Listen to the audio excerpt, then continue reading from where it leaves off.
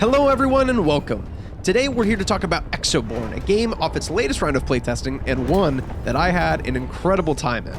I want to give the best breakdown possible, which means before we get into the mechanics, my insights, my final score, I think it's important to set up who I am and how I like to communicate about games. I'm a lifelong gaming enthusiast, but I don't just want to play games. I really want to understand them, which is why over the past 5 years of my life, I've built a lexicon of definitions for words about how we talk about games. I've created surveys for games so that I can understand what people liked about them. I've created my own TTRPG and run playtests so that I can gather insights from my own design. And now I want to take all of that experience and turn it into content that helps you find the games that you love, gives developers the insights that help them grow their games, and if I'm lucky, someday it helps me take the first step to starting my own studio. All right, let's skip past the menu and loadout for now and jump straight into the core gameplay. When you start a run in Exoborne, you'll be dropped into a random location in Colton County. From there, you're free to roam, scavenge for loot, and plan your next move. But after a few runs, I found myself immediately opening the map as soon as I landed. Why? Because the best loot isn't just lying around, it's concentrated in a few key locations. You'll notice red-marked outposts on the map, which are heavily fortified by automatons, but give great loot to be sold for cash. Then there are artifacts, marked in blue, green, or purple depending on the rarity, but grabbing them isn't as simple as just walking up and picking them up. You have to complete a mini challenge, but if you're able to extract with them, you get great loot in the process. I have to say that I felt like marking these locations on the map was a really smart design choice because it really felt like it funneled players who wanted high-end loot together to try to fight it out. During your stay in Colton County, you'll have 3 different types of enemies to fight. First, you have the human AI variety, automatons, and then finally players. Now, each enemy definitely had their own feel, so let me kind of break this down. The human AI variety really felt like early Call of Duty Modern Warfare 2 campaign vibes. They're constantly running at you, but they don't really do much.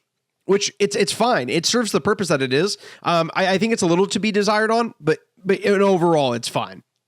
The automatons felt a lot like Helldivers 2 automatons, but only when they are all present. I mean, there are 3 or 4 different types of enemies for the automatons, and if they're all working in conjunction together, it feels challenging and kind of like a race to figure out if you can get rid of all of them. But if you're only fighting 1 or 2 types of enemies, the fight kind of becomes just slightly stale. I really enjoyed the PvP because it felt like a faster-paced version of Infestation where movement tech mattered just as much as gunplay, and also being able to sneak up on people, making sure that you're keeping eyesight on them, and just having patience to find the right time to strike mattered so much. It just felt clean, like you were actually trying to fight somebody. Now, while you're looting, you might start hearing a faint beeping sound, and if you follow it, you'll eventually find its source, an upgrade node where you have the potential to increase your clearance level for that run. Higher clearance levels allow you to open certain loot chests and access locked doors scattered around the map. But here's the thing, the loot inside these chests aren't necessarily better, it's just more of the same. And when it comes to the locked doors, I kept running into a problem where they rarely felt worth the effort. This ties directly into one of the words that I've helped define while developing my game design terminology, and that is engagement. Engagement is all about the mechanics and the rules of the game being crafted in such a way that directly fulfills the player's needs. Part of engagement is trying to decide which state you'd like to induce the player into, whether it be flow, relaxation, anxiety, and in Exoborne, the game is clearly aiming for flow. That balance where the challenge constantly matches the player's skill. And one of the cool things about extraction shooters is that they let you decide how much challenge you take in by choosing where to land and what tier loot that you take in. So what would make these high clearance doors more engaging? Well, I'd love to see an extra level of difficulty behind them, something that actually tests the player before rewarding them with something special. Maybe a high-risk boss fight, an escalating enemy wave, or a unique challenge that pushes players to their limit. That way, the risk-reward dynamics stay strong and you have another way to control your own experience. I know it might seem like a small thing, but adding an extra challenge tier would go a long way in keeping players engaged. It might even push them to extract as late as possible to see if they can get the best loot. It's a small tweak, but I think it could make a big impact. Now, I have to say, I love Exoborne's extraction system, because scattered across the map, you have a lot of different extraction points that require you to pay money to call in your chopper, but there's always one point that allows you to extract for free, which funnels in a lot of players trying to maximize their loot for the run into that one point. So you can choose, do you want to pay and potentially have less players near you, or do you want to try to get a free extraction? where you're going to fight a lot of other people. This also means that you can just wait by that extraction point and try to fight people and take their loot. Now, I have to say this next mechanic surprised me because I didn't think I was going to like it that much, but I ended up loving it. And that's Exoborne's weather system, and it affects every aspect of gameplay.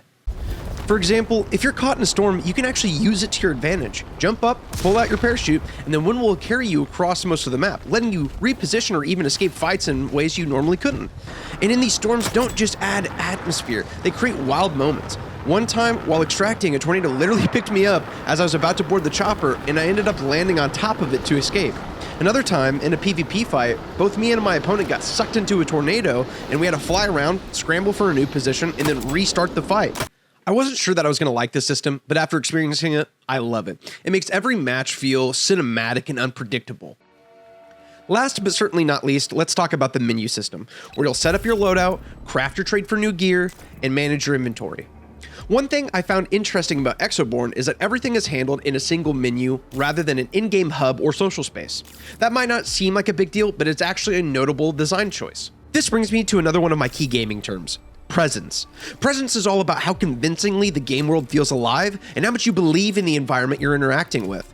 Many FPS games like The Cycle, Destiny, Anthem go for an in-game hub where you interact with NPCs, explore, and prepare for missions. Exoborne keeps it simple with a straight-to-point menu system. Now, does this take away from the game's presence? A little. You're not walking around a space talking to vendors or getting that sense of a larger world beyond the battlefield, but on the flip side, it makes things fast. You extract, you sell off loot, and jump straight back into the action without any downtime. It's a trade-off between presence and efficiency. As for the crafting and trading and modification systems, well, they're pretty much what you'd expect from this genre. Nothing really detracts from the experience, but nothing stands out particularly innovative either. It gets the job done. We've covered all the core mechanics, but I want to stay on presence for just a second longer, because Exoborne pushes presence in a way that no other game has done for me before. And that's in the sound design. Sharkmob, this is my official petition to pay whatever your audio team is making double. I mean, seriously, every gamer knows the cycle of getting a new game, opening it up, realizing it's way too loud, turning it to 20%, and then never touching the game volume again. In this game, oh my gosh, it sucks you in. The second I opened the game, the sound effects just pulled me right in. And it keeps you there. I never once turned down the audio for the game until day 3 when I first played with friends and I had to turn it down so I could hear people in Discord. The last gaming term I'd like to talk about is immersion. And I know that this is a hot term in gaming, so let me be clear about what I mean. Immersion examines how well the game's control scheme lets you become the character through intuitive, responsive action. And it's not just about the graphics or story, it's about how naturally you move and interact with the world. And in Exoborne, the immersion is solid. The parachute feels great, the grappling hook is super responsive, the gunplay is satisfying. The only mark against it is sprinting. I never really knew when I could sprint, so I found myself just constantly mashing the shift button. It was a little frustrating, and I'd love some clarity on when and why sprinting is restricted, but overall, the controls feel tight, and that's a huge win for an extraction shooter like this. I have to say, over my about 15 to 20 hours of gameplay, I really enjoyed the game, and I do feel like I played it long enough to where I can give it a solid score right now.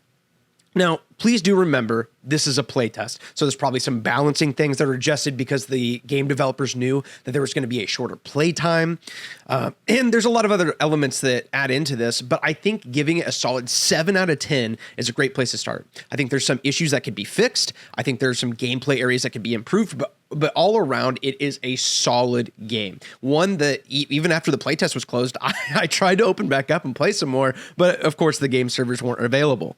So if this is a game that you heard about after the playtest ended, or you applied for the playtest and didn't get in, let me tell you, this is absolutely a game to watch out for release on. I believe it's going to be great, and you're going to have a lot of fun. All right, well, that wraps up my deep dive into Exoborne. But before you go, I want to lay out my bigger plan and how you can be a part of it. Like I mentioned earlier, I don't just want to play games, I want to help shape them. My goal is to become a pillar of the gaming community, offering deep design insights, constructive feedback, and, well, eventually working with design teams or creating entire games with my own team. And I want you to be a part of that journey. So please feel free to join the Discord in the description below.